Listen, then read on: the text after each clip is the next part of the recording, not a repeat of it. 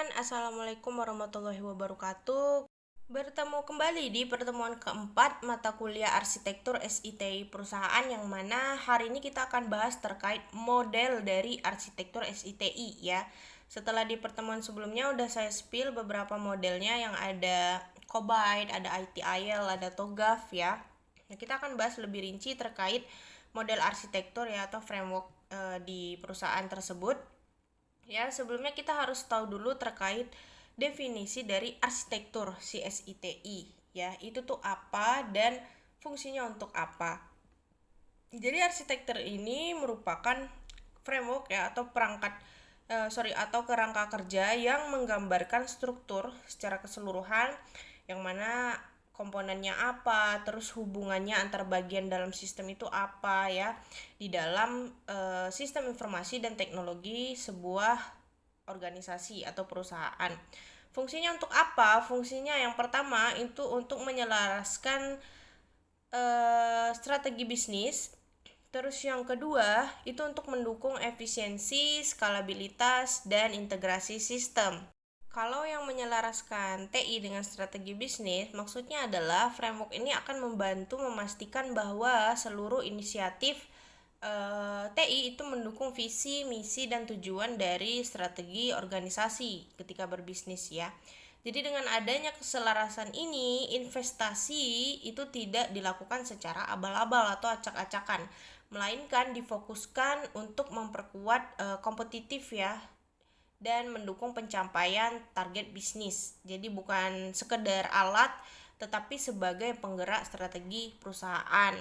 Kalau untuk mendukung efisiensi operasional, maksudnya adalah dengan struktur yang jelas dan prosesnya itu terdokumentasi, kerangka kerja atau framework ini akan membantu organisasi menghindari pemborosan waktu serta biaya, juga sumber daya. Ya, jadi proses-proses yang berulang yang dapat diotomatisasi, terus penggunaan aset TI yang bisa dioptimalkan, dan pengelolaan resiko itu bisa jadi lebih terkendali kalau menggunakan framework, yang mana hasil akhirnya itu nanti sistem akan bekerja lebih ringan dan lebih hemat biaya.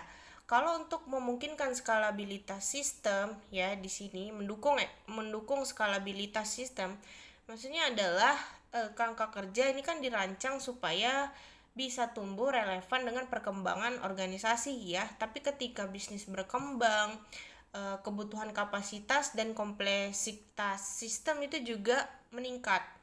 Jadi dengan kerangka kerja atau pemilihan framework yang baik, organisasi itu bisa melakukan ekspansi sistem tanpa harus membongkar ulang struktur yang udah ada. Jadi lebih fleksibel dan lebih termaintenance gitu ya, lebih berkelanjutan seperti itu.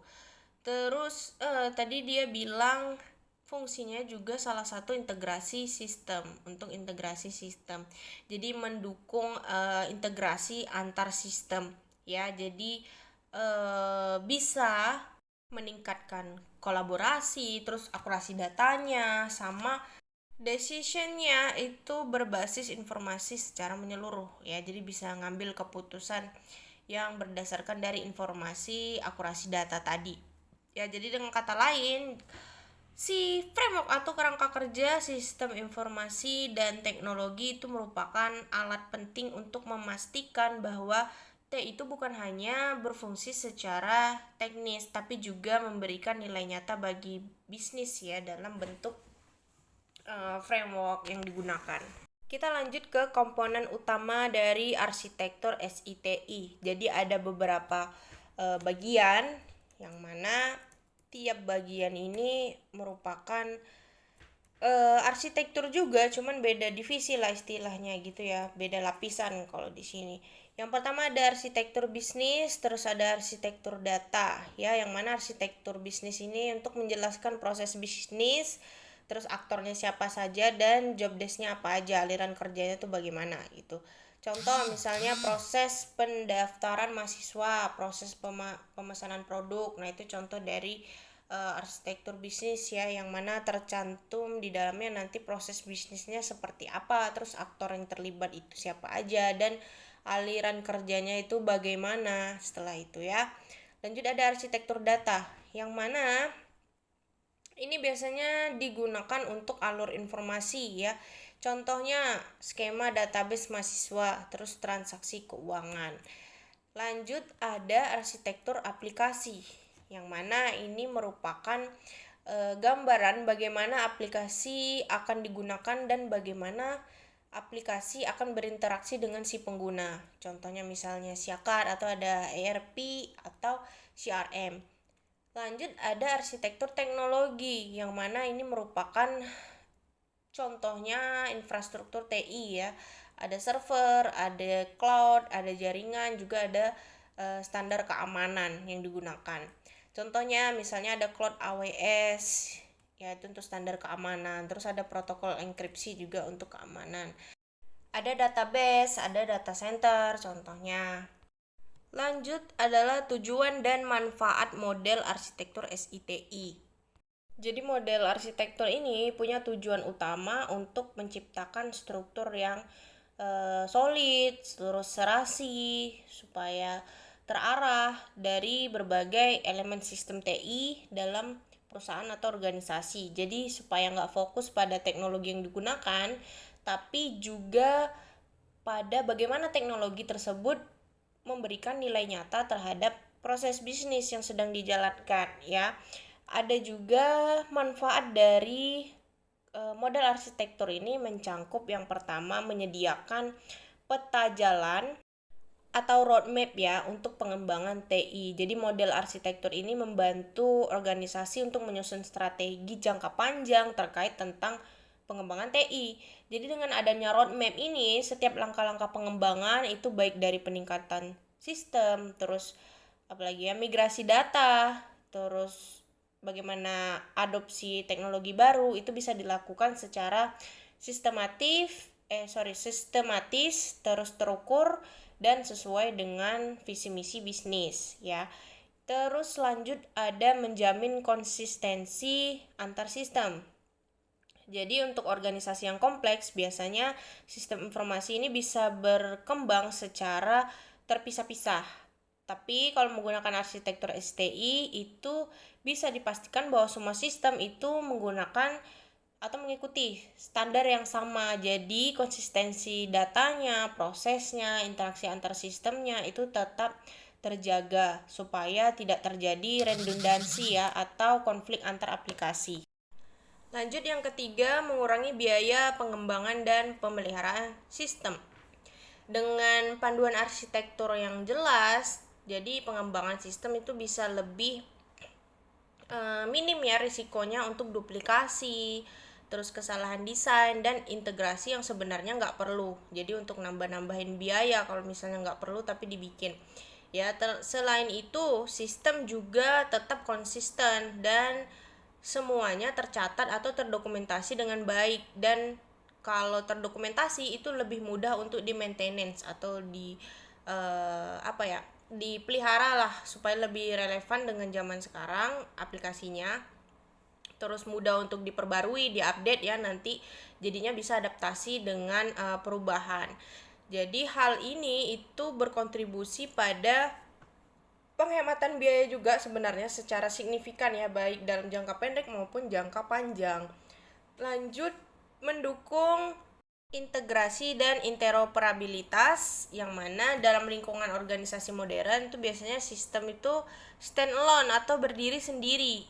Nah kalau untuk zaman sekarang itu nggak lagi efektif ya. Jadi model arsitektur STI itu harus mendukung pengembangan sistem yang bisa berintegrasi satu sama lain, jadi mampu berinteraksi lah secara baik. Jadi hal ini memungkinkan pertukaran data antar sistem itu lebih cepat, lebih dinamis ya, secara otomatis dan akurat untuk mendukung proses bisnis yang lintas departemen atau lintas platform contohnya. Lanjut, yang terakhir ya, menyediakan dasar untuk pengambilan keputusan TI. Jadi model arsitektur itu memberikan pandangan secara menyeluruh tentang teknologi organisasi, yang mana menjadi dasar yang kuat untuk para decision atau pengambil keputusan yang mengevaluasi kebutuhan TI secara berkala, merencanakan investasi misalnya, terus menilai resikonya seberapa besar, dan memilih teknologi yang tepat berdasarkan permasalahan. Terus dengan data dan panduan yang jelas, biasanya keputusan TI itu bisa dibuat secara cepat, lebih terarah, dan selaras lah dengan strategi bisnis yang mereka jalankan, seperti itu. Lanjut ya, kita masuk ke model arsitektur yang paling umum digunakan. Nah, ini sebenarnya sudah di spill dikit ya di pertemuan sebelumnya, ada TOGAF untuk yang paling umum digunakan. Nah, kita akan bahas secara detailnya. Jadi TOGAF ini adalah kerangka kerja juga untuk perusahaan yang mana digunakan untuk mengembangkan arsitektur yang diperlukan untuk pemenuhan kebutuhan bisnis.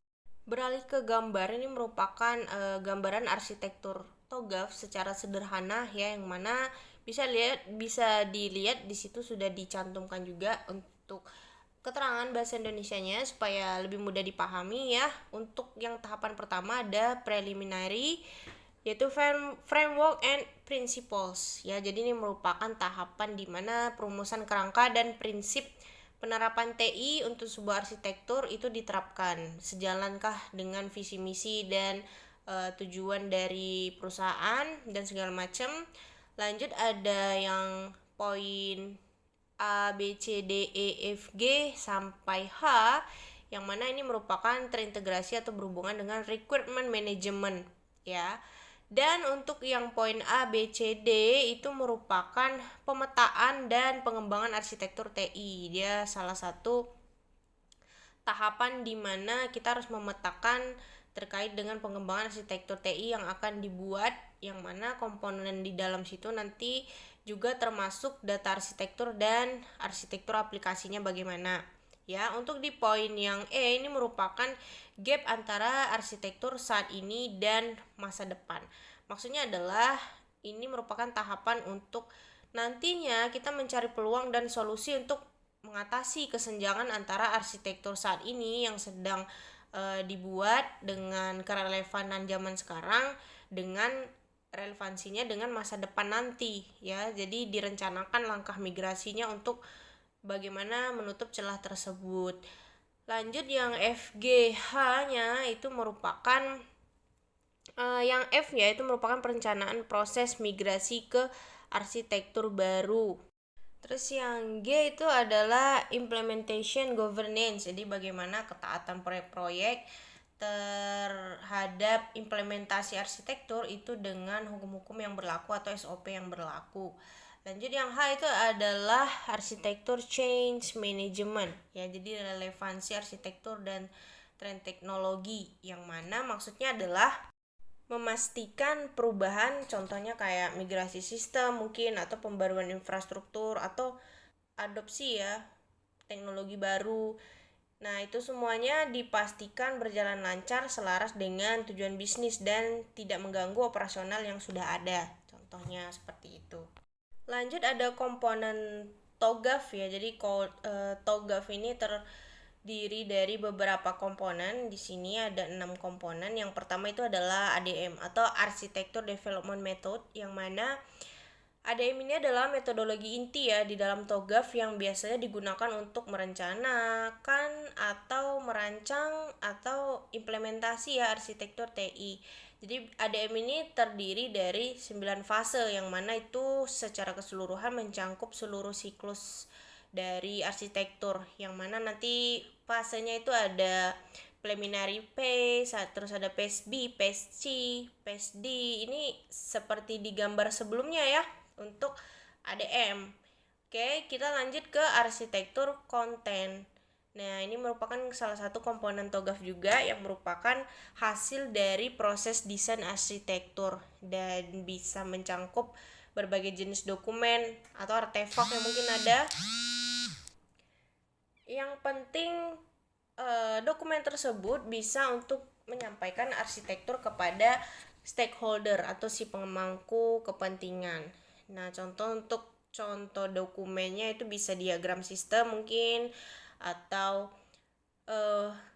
model arsitekturnya, atau katalog ya, bisa berupa seperti itu. Terus lanjut ada reference model.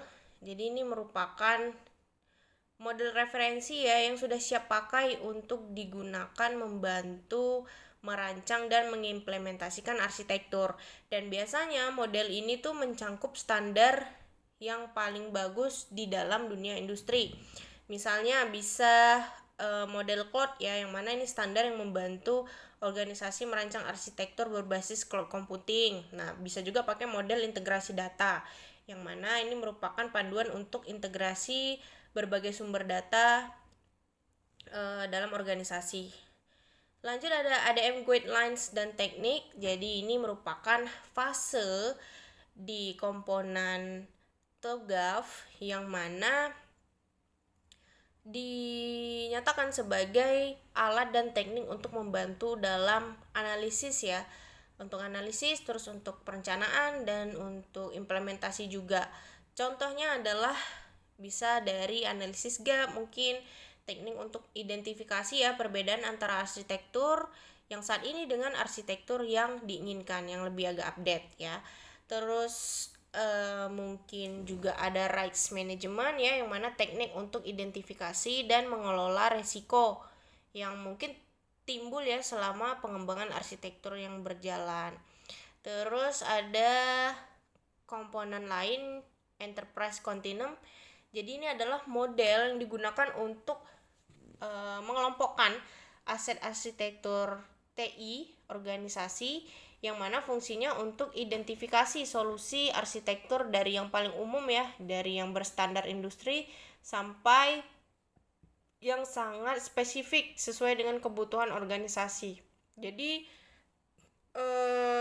yang terakhir itu ada arsitektur capability. Jadi ini kemampuan bagaimana organisasi itu mengelola arsitektur TI supaya implementasinya itu bisa berjalan dengan sukses hingga akhir.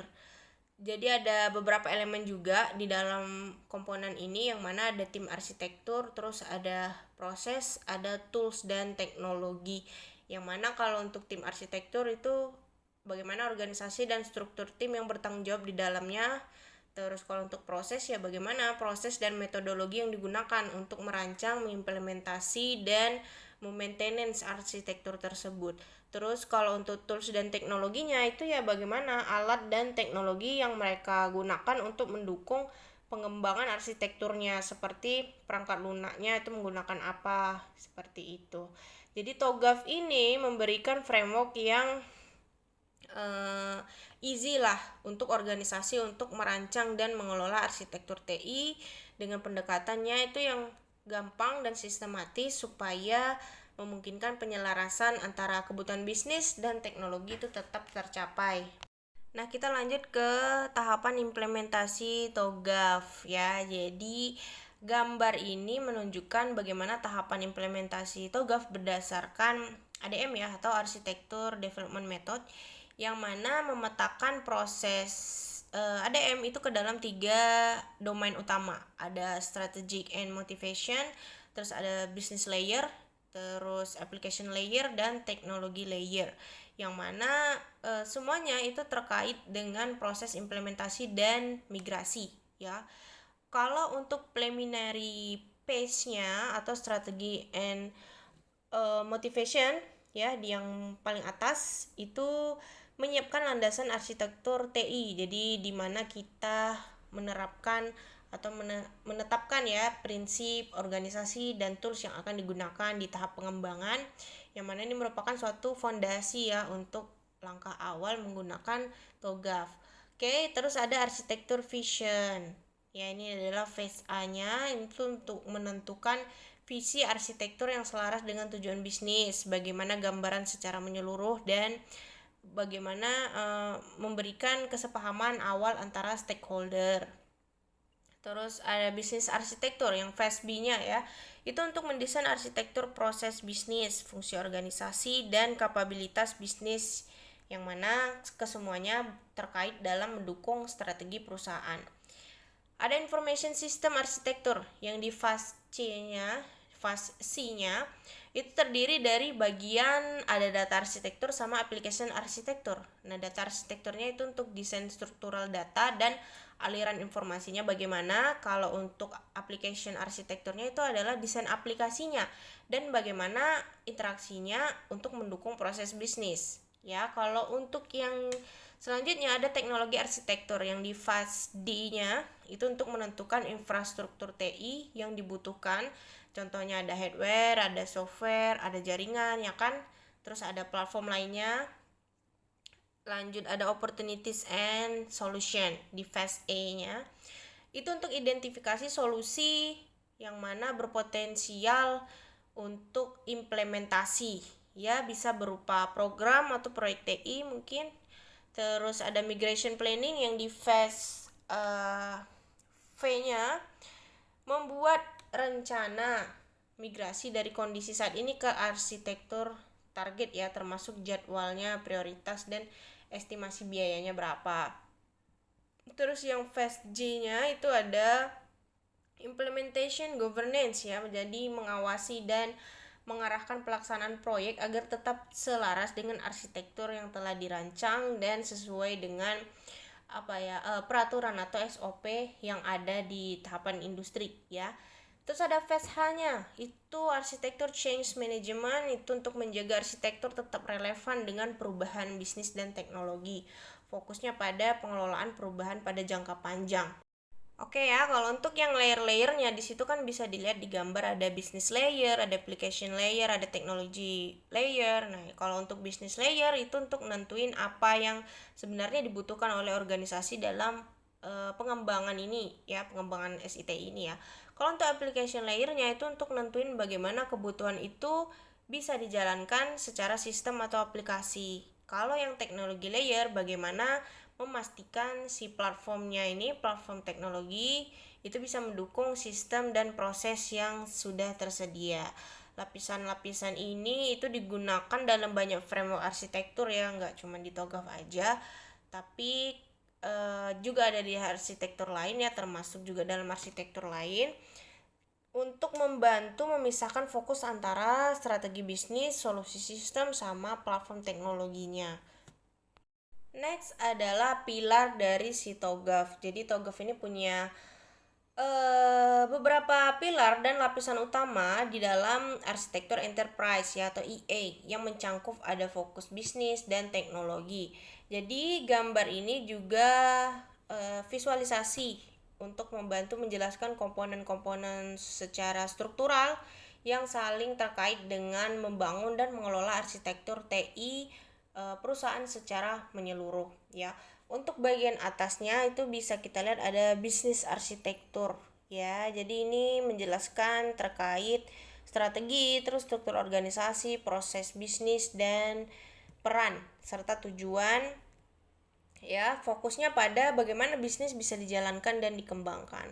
Terus ada information arsitektur ya, ini untuk lapisan bagian atasnya ya, itu untuk menjembatani bisnis dan teknologi dengan mengelola informasi sebagai aset ya. Komponen utamanya itu juga di dalam information arsitektur itu ada application arsitektur, ada data arsitektur, sama infrastruktur infrastruktur arsitektur ya, yang mana kalau application arsitektur itu merupakan sistem dan aplikasi yang mendukung proses bisnis itu apa aja. Terus kalau untuk data arsitekturnya itu merupakan struktur dan pengelolaan data di dalam organisasi atau perusahaan ya. Jadi organisasi ini ya sama ya kayak perusahaan ya.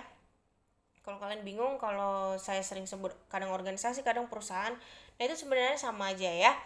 Terus infrastruktur arsitektur ini merupakan teknologi fisik dan jaringan yang mendukung aplikasi itu apa aja.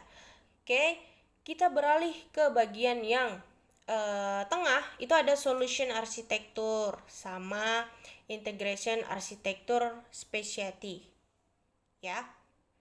Jadi kalau untuk solution arsitektur itu untuk nyatuin komponen dari berbagai arsitektur, contohnya ada aplikasi, ada data, ada apalagi ya, ada infrastruktur ya, yang mana nantinya untuk membentuk solusi menyeluruh yang sesuai dengan kebutuhan bisnis. Terus yang integration arsitektur specialty. Oke, jadi ini merupakan integrasi antar sistem ya, aplikasi dan datanya, terus bagaimana solusi supaya terhubung satu sama lain baik internal maupun eksternal. Oke. Kita lanjut di bagian bawahnya, ini agak banyak ya, ada beberapa spesialisasi teknis yang mendukung arsitektur ini ya, teknologi focus and specialties. Oke, kalau untuk application specific arsitektur itu contohnya misalnya ada ERP gitu ya. Terus ada juga business intelligence arsitektur ya, yang mana contohnya untuk mengatur laporan, mungkin ya analitik atau data warehouse ya. Terus ada hardware arsitektur, ini fokusnya pada perangkat keras pastinya ya, sesuai namanya, ada server misalnya mungkin, atau ada storage ya. Lanjut ada sistem arsitektur, yang mana ini menentukan sistem TI secara keseluruhan. Bagaimana? Ada platform arsitektur, misalnya menggunakan apa, misalnya Java atau .NET atau OpenAJ ya. Terus ada database arsitektur, ya desain dan pengelolaan sistem database-nya seperti apa. Oke. Nah, ini ada contoh dari TOGAF, misalnya adalah sistem informasi kampus. Jadi di sini istilahnya adalah sebuah universitas itu ingin membangun sistem informasi yang terintegrasi yang bisa digunakan untuk pendaftaran kuliah yang pertama, yang kedua KRS, yang ketiga UKT, yang keempat akses nilai dan transkrip nilai ya mahasiswa, terus yang ke 5 itu informasi jadwal kuliah. Nah, kalau kita menggunakan arsitektur TOGAF untuk preliminary phase-nya, itu yang pertama kita harus bentuk dulu tim arsitektur TI-nya. Siapa aja yang akan membantu terkait dengan pembangunan sistem ini. Terus siapa aja stakeholdernya, itu siapa aja, ditentukan job desk-nya seperti apa. Kita masuk ke phase A, arsitektur vision, membangun sistem informasi terintegrasi kampus dalam 1 tahun. Oke, sudah sudah dipaparkan ya untuk jangka waktunya dalam 1 tahun. Kita masuk ke phase C-nya, itu yang dibutuhkan adalah data arsitekturnya, data mahasiswa, terus ada application arsitekturnya, itu adalah mode login dan pembayaran. Untuk login dan pembayaran. Oke. Kita bisa lihat yang phase C-nya itu mengalir tanda panah ke phase B. Phase B-nya ya, bisnis arsitektur, yang mana isinya adalah identifikasi proses bisnis, yang di dalamnya ada proses KRS, ada proses pembayaran, ada proses penilaian dosen. Oke. Belok lagi mengikuti aliran diagramnya. Kalau yang B ke D itu saling terkait ya, kalau yang phase D dan F-nya itu untuk menentukan teknologi yang akan dipakai nanti apa. Oke, kalau sudah nanti akan disambungkan ke phase G, yang mana itu adalah implementation governance. Jadi memantau implementasinya apakah sudah sesuai rencana, sudah sesuai SOP dan segala macam ya. Kalau sudah ya lanjut ke phase H, itu arsitektur change management, menangani perubahan di masa depan. Bagaimana sistem yang dibangun itu bisa tetap relevan di masa depan ya, dengan segala perkembangan dan segala resiko yang akan dihadapi di masa depan. Oke, nah itu untuk contohnya. Kita masuk ke model arsitektur yang lain, itu juga ada COBIT ya. Jadi COBIT ini juga framework, cuman bedanya mungkin tahapannya, komponennya sama, fokusnya itu di mana. COBIT itu dikembangkan oleh ISACA atau Information System Audit and Control Association. Jadi ini tujuannya ya untuk membangun pengembangan bisnis, terus pengorganisasi dan pengimplementasian strategi seputar manajemen informasi dan governance. Jadi si COBIT framework ini itu sebenarnya ada beberapa versi ya. Dia dari tahun 1996 itu ada COBIT. Yang versi pertama fokusnya itu pada bidang audit. Untuk versi kedua lahir di tahun 1998 ya. Jadi udah lumayan lama, bahkan kalian belum lahir ya. Fokus pada tahap kontrol. Nah, untuk yang COBIT 3, nah ini udah lahir nih saya. Fokus pada manajemen. Kalau untuk COBIT 4, 5 itu ngarahnya lebih ke IT governance ya. Kalau yang versi terbaru itu ada di COVID 2019, versi yang paling terbaru karena dia lebih adaptasi ya dan lebih relevan dengan perubahan teknologi zaman sekarang dan yang paling banyak digunakan. Ya, jadi Cobite ini punya beberapa prinsip utama ya. Kalau seperti di gambar itu ada 5. Yang pertama itu adalah meeting stakeholder need. Ini tahap awal ya, yang mana fokus pada pemenuhan kebutuhan semua pihak yang berkepentingan atau stakeholder. Jadi organisasi harus memastikan TI-nya itu mendukung tujuan strategis dan memberikan manfaat yang nyata ya. Terus ada yang kedua, covering the enterprise end to end, yang mana Cobite ini mencangkup seluruh organisasi ya, tidak hanya fungsi TI aja, yang menekankan bahwa tata kelola dan manajemen TI itu harus selaras dengan tata kelola organisasi atau perusahaan secara keseluruhan. Yang ketiga ada applying a single integrated framework. Jadi Cobite ini menyatukan berbagai standar, kerangka kerja dan praktik terbaik ya, misalnya ada ITIL, ada ISO, mungkin ada TOGAF ya, dia bisa gabungin ke dalam satu pendekatan terpadu yang konsisten. Tujuannya untuk apa? Untuk hindari duplikasi atau menciptakan efisiensi untuk penerapan di tata kelola TI. Yang keempat ada enabling a holistic approach.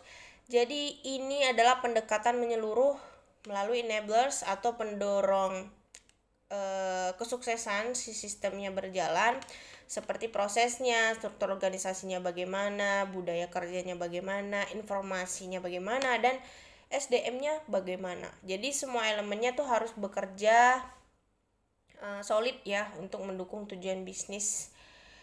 Terus ada separating governance from management. Jadi ini menekankan kepentingan membedakan antara governance ya atau tata kelola, menetapkan arah, evaluasi atau memantau, dan manajemen. Jadi pentingnya untuk membedakan governance dan manajemen. Manajemen itu pengelolaan operasional sehari-harinya bagaimana ya. Jadi tata kelolanya fokus pada stakeholder, sementara manajemennya itu fokus pada pelaksanaan kebijakan dan rencananya. Jadi kalau untuk kelima prinsip Cobite ini fungsinya untuk apa? Fondasi sebagai organisasi itu bisa menerapkan tata kelola dan manajemen IT yang efektif sama berorientasi. Oke, sebelum lanjut, kuis ya. Kuisnya ada satu aja di pertemuan kali ini, yang bunyinya adalah salah satu prinsip utama Cobite 5 tadi adalah separating governance from management. Nah, apa maksud dari prinsip ini? Oke, kalau sudah kita lanjut ke next materi ya. Ada COVID-19 2019 ya, yang mana ini adalah pembaruan dari COVID-5 sebenarnya, yang memberikan panduan yang lebih praktis ya dan terintegrasi dengan pengelolaan TI, termasuk tata kelolanya, manajemen resikonya, dan kepatuhan. Oke, update ini bertujuan untuk membantu organisasi mengoptimalkan nilai dari penggunaan TI, mencapai tujuan bisnis, dan menghadapi tantangan transformasi digital. Lanjut ya, ada perbandingan dari prinsip dari COVID-5 dan COVID 2019. Yang membedakan itu apa? Sebenarnya ini masih framework yang sama, cuman beda versi ya. Kalau untuk yang COVID-5 itu prinsipnya itu ada 5. Yang mana yang pertama itu memenuhi kebutuhan stakeholder, terus yang kedua mencakup seluruh organisasi end to end, terus yang ketiga adalah kerangka kerja terpadu, yang keempat pendekatan holistiknya bagaimana, yang kelima memisahkan governance dari manajemen. Jadi sebenarnya beda prinsip aja. Kalau untuk yang Cobite 2019 itu punya 6 prinsip ya. Yang pertama memberi nilai kepada stakeholder, terus yang kedua pendekatan holistik, yang ketiga sistem tata kelola yang dinamis, yang keempat governance terpisah dari manajemen, yang kelima disesuaikan dengan kebutuhan organisasi, yang keenam sistem tata kelola menyeluruh end to end. Jadi sebenarnya perbedaan utamanya itu adalah kalau si Cobite 2019 itu sebenarnya yang terbaru ya, yang lebih fleksibel dan adaptif terhadap perubahan teknologi dan kebutuhan bisnis pada saat ini. Juga dia COVID 2019 itu kan menambahkan beberapa prinsip baru ya, seperti dynamic governance system dan tailoring to enterprise needs. Kalau untuk perbedaan secara spesifiknya, mereka ada di prinsipnya. Kalau COVID 5 ada di 5 prinsip, COVID 2019 tuh ada 16 prinsip ya, lebih lengkap dan lebih modern.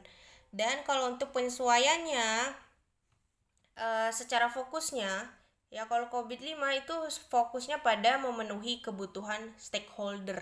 Tapi kalau COVID 2019 itu lebih eksplisit ya, nyebutinya bahwa mereka memberi nilai kepada stakeholder sebagai tujuan utamanya, memberikan nilai bukan memenuhi kebutuhan. Berbeda dengan COVID 5 ya. Kalau untuk sistem tata kelolanya, COVID 5 itu menekankan pemisahan antara governance dan manajemen. Tapi kalau untuk COVID 2019 itu selain pemisahan, dia juga menekankan bahwa sistem tata kelola yang menyeluruh dan dinamis. Oke, kita beralih ke model arsitektur yang paling umum digunakan. Yang terakhir ada ITIL. Jadi ini dikembangkan pertama kali di tahun 1980-an. Ya, ini bahkan saya dan kalian juga belum lahir ya. Jadi ITIL ini dirancang ya untuk membantu organisasi meningkatkan efisiensi dan kualitas layanan TI. Samalah seperti framework pada sebelumnya. Nah, ini merupakan gambaran yang menunjukkan siklus dari layanan ITIL ya, yang mana kerangka kerja manajemen layanan IT yang terdiri dari 5 tahapan utama. Masing-masingnya itu mencangkup proses-proses yang tujuannya ya sama untuk meningkatkan kualitas layanan TI ya kepada pelanggan atau kepada perusahaan. Nah, kalau untuk yang pertama ada service strategy.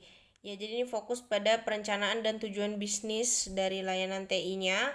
Di sini tahapan untuk menentukan apa dan mengapa suatu layanan TI-nya ini disediakan, ya. Terus ada service design. Jadi ini fokus pada perancangan layanan TI baru ya, atau perubahan layanan yang ada untuk tujuan menyediakan desain layanan yang berkualitas dan lebih update ya. Proses utamanya itu nanti ada design coordination ya, jadi koordinasi desain antar proses, terus ada kesepakatan tingkat layanan, terus menjamin layanan tersedia itu sesuai kebutuhan atau tidak, lanjut memastikan kapasitas layanannya cukup atau tidak, lanjut kesiapan layanan saat bencana itu bagaimana mitigasinya, keamanan informasi, dokumentasi layanan, serta pengelolaan penyedia pihak ketiga. Ya, untuk yang tahapan ketiga itu ada service transition ya, bagaimana fokus pada pengelolaan perubahan layanan dari pengembangan ke operasional. Tujuannya untuk apa? Untuk menjamin perubahan layanan itu dilakukan secara aman. Untuk proses utamanya di sini di bawahnya ya, kalian bisa lihat ada transition planning and support, terus ada dokumentasi aset dan konfigurasi, ada rilis dan penyebaran layanan, ada pengelolaan perubahan dengan risiko seminimal mungkin ya. Terus ada evaluasi sebelum perubahan besar diterapkan. Terus memastikan layanan berfungsi dan berbagi informasi dan dokumentasi penting. Yang keempat ada service operation ya, operasi layanan, yang mana fokusnya pada pelayanan secara harian. Ya, tujuannya untuk apa? Untuk memberikan layanan yang stabil dan andal. Contohnya di situ prosesnya itu meliputi menangani gangguan layanan, terus diidentifikasi ya akar masalahnya apa, terus mengontrol akses pengguna, memantau kejadian sistem TI, terus menangani permintaan standar dari pengguna, ada pusat komunikasi dan pengguna, ada dukungan layanan teknis, juga ada pengelolaan aplikasi, dan yang terakhir IT Operation Management ya, operasional infrastruktur TI. Oke. Kalau untuk yang terakhir itu ada Continuous Service Improvement, jadi peningkatan berkelanjutan ya, yang mana fokus pada perbaikan pastinya untuk keberlanjutan terhadap layanan TI. Tujuannya untuk apa? Meningkatkan efektivitas dan efisiensi layanan sepanjang waktu sistem digunakan. Proses utamanya cuman ada satu ya, 7 step process improvement. Jadi ini merupakan proses untuk identifikasi, merencanakan, dan melaksanakan perbaikan. Ya, jadi kesimpulannya adalah ITIL itu untuk membantu organisasi untuk menyelaraskan layanan TI, meningkatkan kepuasan pengguna, terus apalagi ya, untuk mengelola perubahan ya, sama mendorong peningkatan layanan secara berkelanjutan. Lanjut kita ke contoh penerapan framework ya, yang mana tadi sudah ada 3 framework ya, yang secara umum populer digunakan, ada ITIL, ada COBIT, ada TOGAF ya tadi.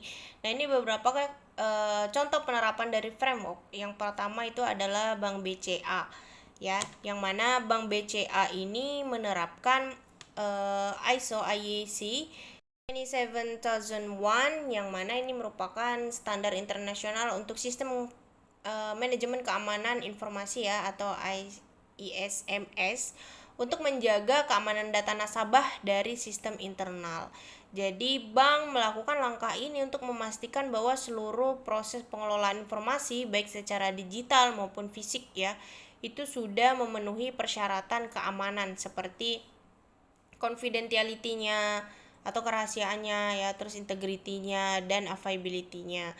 Jadi BCA ini biasanya rentan ya menghadapi resiko besar terhadap serangan cyber, yang mana itu contohnya kebocoran data dan penyalahgunaan informasi nasabah ya. Jadi dengan menerapkan ISO 27001 tadi, itu bisa menerapkan kontrol keamanan seperti manajemen akses, enkripsi data, audit keamanan, serta pelatihan ya kesadaran keamanan kepada karyawannya. Jadi tujuan utamanya itu ya untuk melindungi data pribadi nasabah dan transaksi nasabah ya secara menyeluruh. Terus juga bisa untuk meningkatkan kepercayaan publik ya terhadap sistem layanan di bank tersebut.